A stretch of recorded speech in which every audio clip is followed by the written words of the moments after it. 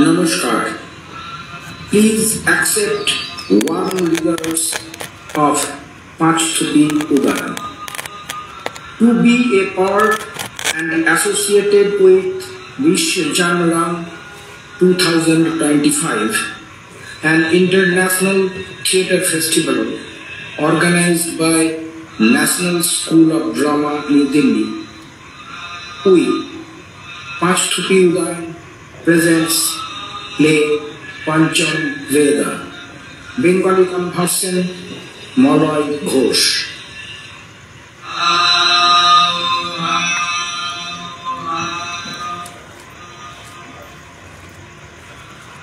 আমাদের পূর্ব পর্ব শেষ হলো।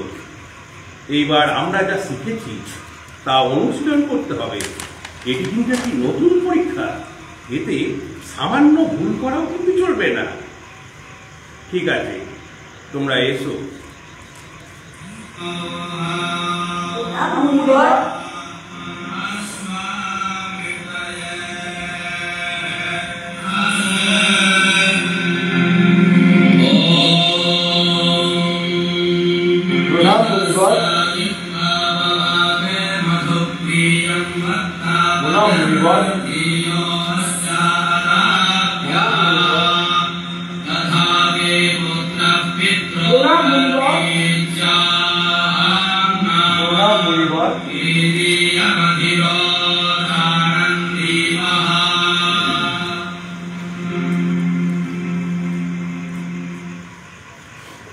সর্বদা দয়ালু হও।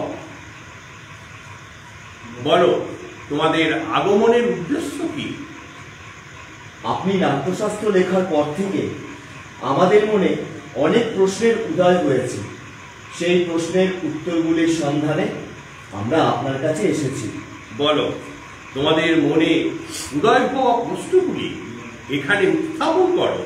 গুরুদেব, কিভাবে এই নাট্যশাস্ত্রের উৎপত্তি হলো আর এর উদ্দেশ্যটাই বা কি? বাহ, তুমি খুব ভালো প্রশ্ন জিজ্ঞাসা করেছ। এই প্রশ্নটি কেবল নাটকের জন্যই নয়, এটা আমাদের জীবনের সঙ্গেও যুক্ত। ত্রেতা যুগের পর থেকে মানুষের মধ্যে লোভ বড় বেশি প্রকট হয়ে ওঠে। পাপ আর সংঘাতের দিকে মানুষকে এগিয়ে যাবার প্রবণতা দেখা যায়। ঠিক তখনই দেবরাজ ইন্দ্র ব্রহ্মার কাছে প্রার্থনা করলেন যে এমন একটি মাধ্যম তৈরি করতে যা দৃশ্যমানতা আর শ্রবণ শক্তিকে সঙ্গে নিয়ে সমগ্র মানব জাতিকে ধর্ম, অর্থ, কাম এবং মোক্ষের পথে নিয়ে যেতে পারে। দেবরাজ ইন্দ্রের অনুরোধে ব্রহ্মা সৃষ্টি করলেন এই নাট্যবেদ, যার প্রায়োগিক দিক হলো এই নাট্যশাস্ত্র। সাধু সাধু। মনিবর, আমরা জানি বেদ হলো জ্ঞানের ভাণ্ডার। জগতের সকল রহস্যই তো বেদে লুকিয়ে আছে। সুতরাং বেদগুলি তো আমাদের মধ্যে যথেষ্ট ছিল। তাহলে কেন এই নতুন বেদের সৃষ্টি হলো? নতুন বেদ সৃষ্টি করা হলো কারণ সমস্ত মানুষকে সবকিছু ভালোভাবে বোঝাবার ব্যবস্থা করতে হবে। শুধু তাই নয়, নাটকের মধ্যে আমরা সমগ্র মানুষকে শিক্ষা এবং শিল্পের পথে নিয়ে যেতে, শিল্প এবং ধর্মের পথে নিয়ে যেতে পারি। তাই এই শুভ উদ্দেশ্য অর্জন করার জন্যই স্বয়ং ব্রহ্মা সৃষ্টি করলেন এই নাট্যবেদ। বেদের 4টি তত্ত্ব ও উপাদানগুলি কিভাবে রচিত হয়েছে গুরুদেব, আপনি একটু বিস্তারিত বলুন।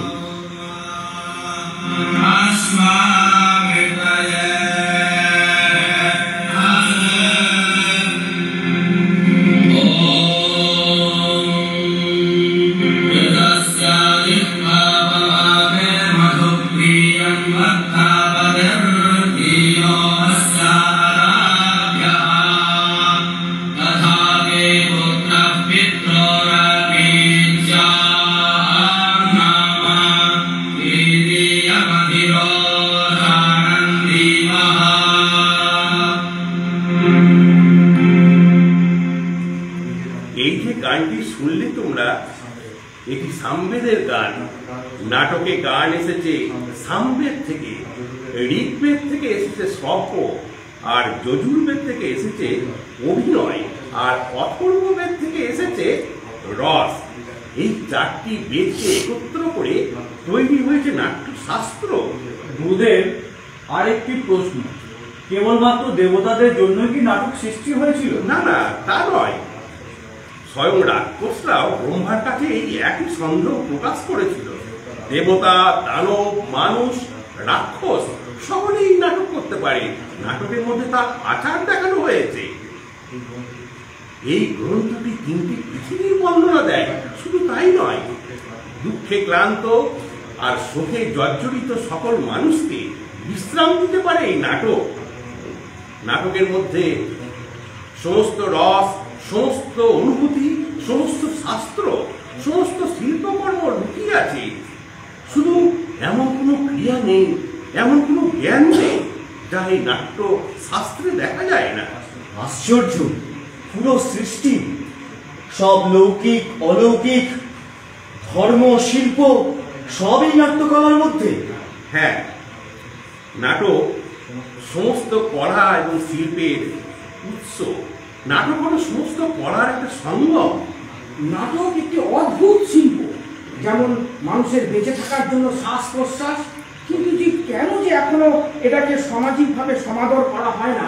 আমি অনেক জায়গায় দেখেছি এখনো এই নাটক, এই শিল্পটিকে বহু মানুষ অযাচিত এবং অনাকাঙ্ক্ষিত বলে দূরে সরিয়ে রাখেন। আমরা শিল্পী, নীতি নির্ধারক নয়। শিল্পই আমাদের ধর্ম। আমরা শিল্প নিয়ে পরীক্ষা নিরীক্ষা করব, কিন্তু নীতি নিয়ে নয়। মনে রাখতে হবে, নাটক কেবল একটি শিল্পই নয়, এটা সমাজের একটা আয়নাও। এটি সত্যের পথে, মানবতার পথে মানুষকে এগিয়ে নিয়ে যায়। নাটক হলো বর্ণ, ধর্ম এবং ভৌগোলিক সীমানাকে অবলীলায় অতিক্রম করতে পারে, সমাজের বৈষম্যকে দূর করতে পারে। এই অনুভূতি সমগ্র বিশ্বকে একটি আদর্শ বিশ্বে রূপান্তর করতে পারে। যথার্থই বলেছেন গুরুদেব। এতে কোনো সন্দেহ নেই যে যে সমাজে শিল্প নেই সে সমাজ পশুর সমাজ। এই তো, তোমরা বেশ বুঝতে পেরেছ। শিল্প হলো একটা গুরুত্বপূর্ণ অংশ। শিল্প আর শিল্পীকে সম্মান দেওয়ার জন্যই তো এই পঞ্চম বেদ সৃষ্টি করা হয়েছে। আমরা বুঝতে পারলাম পঞ্চম বেদ সমস্ত বেদের জ্ঞান নিয়েই তৈরি। আমার নাট্যশিল্পীরা তোমাদের স্বাগত জানাতে প্রস্তুত। তারা তোমাদের জন্য অপেক্ষা করছে। যাও, সেখানে গিয়ে নাটকটি উপভোগ করো।